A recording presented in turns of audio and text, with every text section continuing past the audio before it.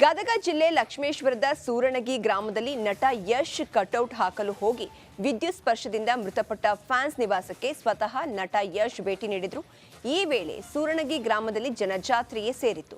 ಗೋವಾದಿಂದ ಆಗಮಿಸಿದ್ದ ಅವರು ಮೃತ ಮೂವರು ಯುವಕರ ಮನೆಗಳಿಗೆ ಭೇಟಿ ನೀಡಿದ್ರು. ಕುಟುಂಬಸ್ಥರ ಅಳಲು ಆಲಿಸಿ ಸಾಂತ್ವನ ಹೇಳಿದ್ರು. ಅಲ್ಲದೆ ದುರಂತ ನಡೆದ ಸ್ಥಳದಲ್ಲಿ ಗದಗ ಎಸ್ಪಿ ಬಳಿ ಮಾಹಿತಿಯನ್ನು ಕೂಡ ಪಡೆದರು. ನಂತರ ಮಾತನಾಡಿದ ಅವರು ಮೃತರ ಕುಟುಂಬಗಳಿಗೆ ಸೂಕ್ತ ಸಂದರ್ಭದಲ್ಲಿ ಅಗತ್ಯ ನೆರವಿನ ಅಭಯ ನೀಡಿದರು.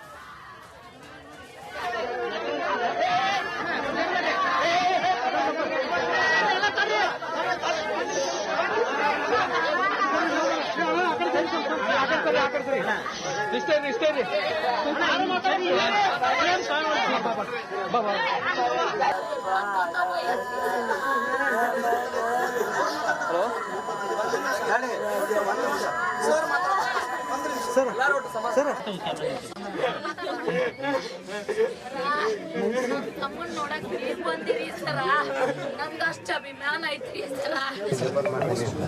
ಬಂದ್ರಂತ ಹೇಳ್ಬಿಡ್ರಿ ನಾವು.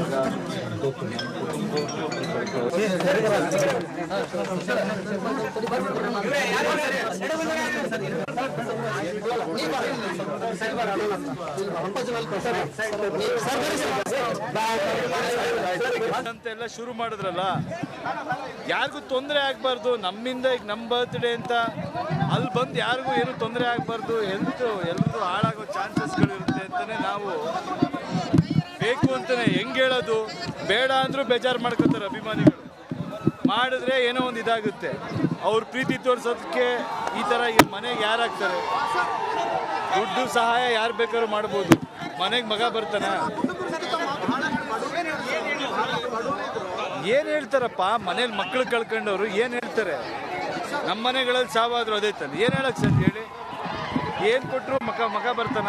ಅಥವಾ ಈಗ ಹುಡುಗರುಗಳು ಇನ್ನೂ 20-25 ವರ್ಷದ ಹುಡುಗರು ಅಭಿಮಾನ ನೀವು ತೋರಿಸೋ ರೀತಿ ದಯವಿಟ್ಟು ಈ ಮುಖಾಂತರ ಎಲ್ರಿಗೂ ಕೇಳ್ಕೊತೀನಿ. ಈ ಬ್ಯಾನರ್ ಕಟ್ಟೋದು, ಈ ಬೈಕಲ್ಲಿ ಚೇಂಜ್ ಮಾಡ್ಕೊಂಬರೋದು, ಫೋಟೋ ತೆಗೆಯೋದು, ಸೆಲ್ಫಿ ಬಿಟ್ಬಿಡಿ ನಿಮ್ಮ. ಇನ್ನು ನಟ ಯಶ್ ಭೇಟಿ ವೇಳೆ ಮೃತ ಹನುಮಂತನ ಕುಟುಂಬಸ್ಥರು ನೋವಿನ ಮಾತುಗಳನ್ನಾಡಿದ್ರು. ಪ್ರತಿ ವರ್ಷ ಯಶ್ ಅವರ ಜನ್ಮ ದಿನೋತ್ಸವವನ್ನು ಅದ್ದೂರಿಯಿಂದ ಆಚರಿಸ್ತಾ ಇದ್ರು. ಆದರೆ ಈ ವರ್ಷ ಈ ಅವಘಡದಿಂದಾಗಿ ಈ ರೀತಿ ಆಗಿದೆ. ಯಶ್ ಬಂದಾಗ ನನ್ನ ಮಗ, ನನ್ನ ತಮ್ಮ ಇರಬೇಕಿತ್ತು ಎಂದು ಮೃತ ಹನುಮಂತನ ತಾಯಿ ಹಾಗೆ ಸಹೋದರಿ ಅಳಲು ತೋಡಿಕೊಂಡ್ರು. ನನ್ನ ಅಭಿಮಾನ ಮನಸ್ಸನ್ನ ಇಟ್ಟರೆ ಯಾರು ಹಿಂಗೆ ಮಾಡ್ಕೊಳಕ್ಕೆ ಹೋಗ್ಬೇಡ್ರಿ ಅಂದಾರೆ ಸರ. ನನ್ನ ಅಭಿಮಾನದಿಂದ ನೀವೆಲ್ಲರೂ ಹಿಂಗೆ ಪರಿಸ್ಥಿತಿಯಿಂದ ಅಂದಾರೆ ಸರ. ನಿಮ್ಮ ಆಸಕ್ತಿನ ಹೇಳ್ಯಾರ ಸರ. ಧೈರ್ಯ ತಂದು ಕರೀತಾರೆ ಸರ. ಬೇಜಾರಾಗೈತಿ. ನಮ್ಮ ಕುಟುಂಬದಾಗಿಂದ ಒಬ್ಬ ವ್ಯಕ್ತಿ ಕಳ್ಕೊಂಡನಿ ಅಂತ ಹೇಳ್ಯಾರಿ ಸರ್. ಅವರು ವರ್ಷಾನು ಬರ್ತಡೇ ಮಾಡ್ತಾರೆ ನಮ್ಮ ತಮ್ಮರ. ಅವ್ರ ಪಿಕ್ಚರ್ ರಿಲೀಸ್ ಆದ್ರೆ ಬ್ಯಾನರ್ ಹಾಕಿ ಎಲ್ಲ ಆಚರಿಸ್ತಾರೆ. ಕೇಕ್ ಅವ್ರ ಫೋಟೋ ಹಾಕಿ ಕೇಕ್ ಏನು ಹೇಳಿಲ್ಲ ಸರ. ನಂದೆಲ್ಲ ಇಷ್ಟೆಲ್ಲ ಮಾಡ್ಯಾರ ಅಂತಂದ್ರೆ ನೋಡಪ್ಪ, ಹಿಂಗೆ ಹೋಗ್ಯಾನ ಮುಂದೆ ಇನ್ನು ಬಾಳಕ್ಕೆ ಹಿಂಗೆಲ್ಲ ಮಾಡ್ಕೊಳಕ್ಕೆ ಹೋಗ್ಬೇಡ್ರಿ. ಇನ್ನು ಬಾಳಕ್ಕೆ ನಾವು ಅದೇವಿ. ನನ್ನ ಹಿಂಗೆ ಇನ್ನು ಬಾಳಕ್ಕೆ ನನ್ನ ಎತ್ತಕ್ಕೆ ಹೋಗ್ಬೇಡ್ರಿ. ನೀವೆಲ್ಲ ಹೆಸರು ಕಡಿಸ್ಕೊಬೇಡ್ರಿ, ಸತ್ತು ಹೋಗ್ಬೇಡ್ರಿ. ನಾವದೇ ನಿನ್ನಿಂದ ಅದನ್ನಪ್ಪ ನಾನು ಅದನ್ನು ಧೈರ್ಯ ಮಾಡ್ಕೇರಿ ಅಂತ ಹೇಳಿ ಅವ್ನು ಕೂಡ ಸೆಲ್ಫಿ ತಿಕ್ಕೊಂಡು ಹೋಗ್ಯಾರ.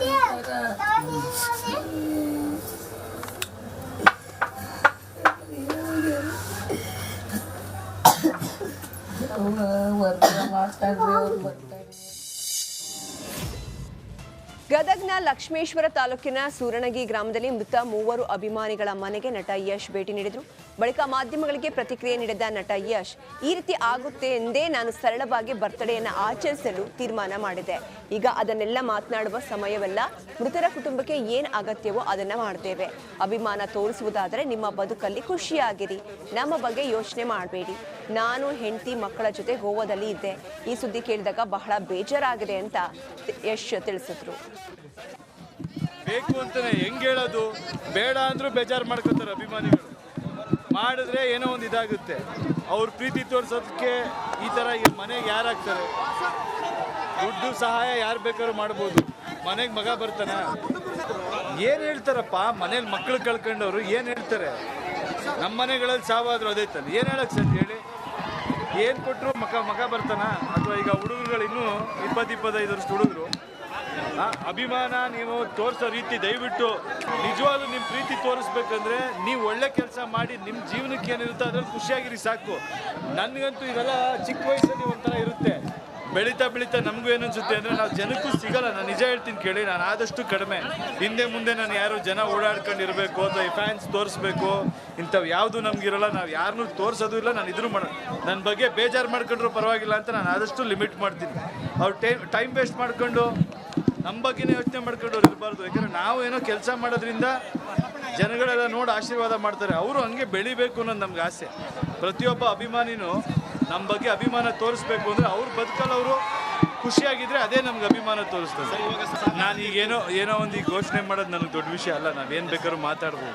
ಅರ್ಥ ಮಾಡಿಕೊಂಡು ನಿಜವಾದ ಕುಟುಂಬಕ್ಕೆ ಏನು ಬೇಕಾಗಿರುತ್ತೋ ಅಥವಾ ಏನು ಅವಶ್ಯಕತೆ ಇರುತ್ತೋ ನೋಡ್ಕೊಂಡು ಮಾಡೋಣ. ಇವತ್ತು ಆ ಯಶ್ ಬ್ಯಾನರ್ ಅಳವಡಿಕೆ ವೇಳೆ ಕರೆಂಟ್ ಶಾಕ್ ಹೊಡೆದು ಗಾಯಗೊಂಡಿದ್ದವರನ್ನ ನಟ ಯಶ್ ಭೇಟಿಯಾಗಿದ್ದಾರೆ. ಗಾಯಗೊಂಡು ಜಿಮ್ಸ್ ಆಸ್ಪತ್ರೆಗೆ ಸೇರಿದ ಮಂಜುನಾಥ್ ಹರಿಜನ್, ದೀಪಕ್ ಹರಿಜನ್ ಅವರನ್ನ ಯಶ್ ಭೇಟಿ ಮಾಡಿದ್ದಾರೆ. ಸೂರಣಗಿ ಗ್ರಾಮದ ಭೇಟಿ ನಂತರ ಜಿಮ್ಸ್ ಆಸ್ಪತ್ರೆಗೆ ಭೇಟಿಯಾದ ಯಶ್ ಮಂಜುನಾಥ್, ದೀಪಕ್ ಕುಟುಂಬಕ್ಕೆ ಧೈರ್ಯವನ್ನ ಹೇಳಿದ್ದಾರೆ.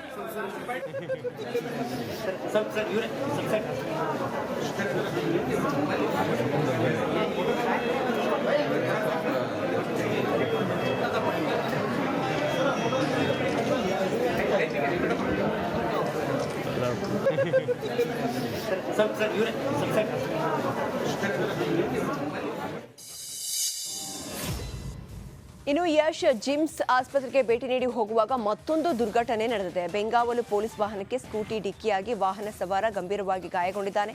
ಗದಗ ಜಿಲ್ಲೆಯ ಮುಳುಗುಂದ ರಸ್ತೆಯಲ್ಲಿ ಈ ಅಪಘಾತ ಸಂಭವಿಸಿದ್ದು, ಯುವಕನ ಸ್ಥಿತಿ ಮತ್ತಷ್ಟು ಗಂಭೀರವಾಗಿದ್ದು ಗದಗ ಜಿಲ್ಲಾಸ್ಪತ್ರೆಗೆ ದಾಖಲಿಸಲಾಗಿದೆ. ಬೆಂಗಾಲು ವಾಹನದ ಪೊಲೀಸರ ಮೇಲೆ ಕೇಂದ್ರ ಸಚಿವ ಹರ್ದೀಪ್ ಸಿಂಗ್ ಪುರಿ ಗರಂ ಆಗಿದ್ದಾರೆ. ಹಾಸನ ಜಿಲ್ಲೆಯ ಹೊಳೆನರಸೀಪುರ ತಾಲೂಕಿನ ಹಳೇಕೋಟೆ ಗ್ರಾಮದಲ್ಲಿ ವಿಕಸಿತ ಭಾರತ ಕಾರ್ಯಕ್ರಮ ಆಯೋಜಿಸಲಾಗಿತ್ತು. ಕಾರ್ಯಕ್ರಮಕ್ಕೆ ಆಗಮಿಸುವ ವೇಳೆ ಮಾಜಿ ಪ್ರಧಾನಿ ದೇವೇಗೌಡರ ಹುಟ್ಟೂರು ಹರದನಹಳ್ಳಿ ಗ್ರಾಮದ ದೇವೇಶ್ವರ ದೇವಾಲಯದಲ್ಲಿ ವಿಶೇಷ ಪೂಜೆಯನ್ನು ಸಲ್ಲಿಸಿದರು. ಈ ವೇಳೆ ದೇವೇಗೌಡರ ನೂತನ ನಿವಾಸದ ಎದುರು ನಿಂತಿದ್ದ ಮಾಜಿ ಸಚಿವ ಎಚ್.ಡಿ. ರೇವಣ್ಣವರನ್ನ ಕಂಡು ಬೆಂಗಾವಲು ಪೊಲೀಸ್ ಪಡೆ ವಾಹನವನ್ನು ನಿಲ್ಲಿಸಿದ್ದಾರೆ. ಈ ವೇಳೆ ಸಚಿವ ಹರ್ದೀಪ್ ಸಿಂಗ್ ಪುರಿ ಅವರಿಗೆ ಹಾರ ಹಾಕಿ ಎಚ್.ಡಿ. ರೇವಣ್ಣ ಸನ್ಮಾನಿಸಿದರು. ಬಳಿಕ ಹಳೇಕೋಟೆ ಕಾರ್ಯಕ್ರಮಕ್ಕೆ ಆಗಮಿಸಿದ ಕೇಂದ್ರ ಸಚಿವ ಹರ್ದೀಪ್ ಸಿಂಗ್ ಪುರಿ, ಯಾರು ನಿಮಗೆ ವಾಹನ ನಿಲ್ಲಿಸಲು ಹೇಳಿದ್ದು ಅಂತ ಪೊಲೀಸರ ಮೇಲೆಯೇ ಗರಂ ಆಗಿದ್ರು.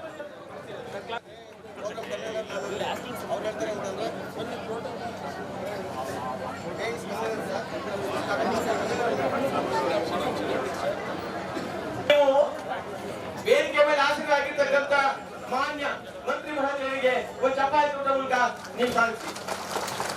ಈಗ ಜನಪ್ರಿಯ ಶಾಸಕರಾಗಿರ್ತಕ್ಕಂಥ ನಮ್ಮ ಶ್ರೀಯುತ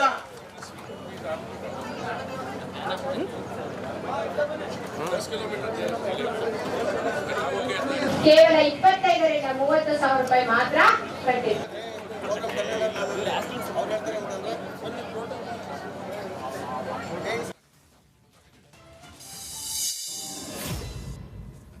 ಜೈಲಿನಿಂದ ಇಂದು ಕರವೇ ಅಧ್ಯಕ್ಷ ನಾರಾಯಣಗೌಡ ಬಿಡುಗಡೆ ಹಿನ್ನೆಲೆ ಜೈಲು ಭದ್ರತಾ ಗೇಟ್ ಬಳಿ ಹೈ ಅಲರ್ಟ್ ಮಾಡಲಾಗಿದೆ. ಜೈಲು ರಸ್ತೆಯ ಬಳಿಯೂ ಬಿಗಿ ಭದ್ರತೆಯನ್ನು ಏರ್ಪಡಿಸಲಾಗಿದೆ. ಜೈಲಿಂದ ರಿಲೀಸ್ ಆದರೂ ನಾರಾಯಣಗೌಡರನ್ನ ಪೊಲೀಸರು ವಶಕ್ಕೆ ಪಡೆಯಲಿದ್ದಾರೆ. ಇಂದು ಬಹುತೇಕ ನಾರಾಯಣಗೌಡರನ್ನ ವಶಕ್ಕೆ ಪಡೆಯುವ ಸಾಧ್ಯತೆ ಇದೆ. ಹೀಗಾಗಿ ಯಾವುದೇ ಅಹಿತಕರ ಘಟನೆಗಳು ನಡೆಯದಂತೆ ಜೈಲ್ ಬಳಿ ಪೊಲೀಸರು ಸರ್ಪಗಾವಲನ್ನ ಹಾಕಿದ್ದಾರೆ.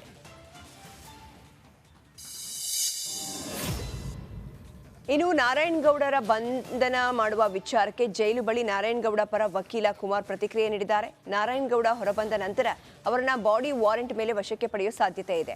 ಕುಮಾರಸ್ವಾಮಿ ಲೇಔಟ್ ಪೊಲೀಸ್ ಠಾಣೆ ಪ್ರಕರಣದಲ್ಲಿ ವಾರೆಂಟ್ ಇದ್ದು, ಹಲಸೂರು ಗೇಟ್ ಠಾಣೆಯಲ್ಲಿ ಯಾವುದೇ ವಾರೆಂಟ್ ಇಲ್ಲ. ಇನ್ನು ಈ ಸಂದರ್ಭದಲ್ಲಿ 7 ವರ್ಷದ ಹಳೆಯ ಪ್ರಕರಣದಲ್ಲಿ ವಶಕ್ಕೆ ಪಡೆಯಲು ಮುಂದಾಗಿದ್ದಾರೆ. ಸರ್ಕಾರ ನಾರಾಯಣಗೌಡ ಸೇರಿ ಕರವೇ ಕಾರ್ಯಕರ್ತರನ್ನ ಹತ್ತಿಕ್ಕುತ್ತಿದೆ ಅಂತ ವಕೀಲ ಕುಮಾರ್ ಪ್ರತಿಕ್ರಿಯೆ ನೀಡಿದ್ದಾರೆ.